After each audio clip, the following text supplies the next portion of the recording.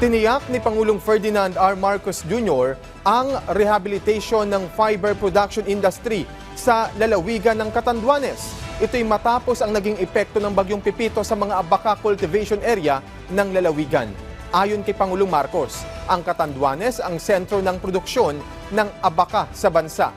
Dahil dito, magsasagawa ang pamahalaan ng mga hakbang para sa plano nilang replanting. Una na rito ang paghahanda ng reconstruction materials na kakailanganin para sa pagsasaayos ng mga tinamaan na lugar. Kasalukuyan naman na nagsasagawa ng assessment ang Department of Agriculture tungkol sa naging epekto ng bagyo sa lokal na industriya ng abaka. Gayun din ang pag-alam sa mga karampatang hakbang na gagawin para sa intervention.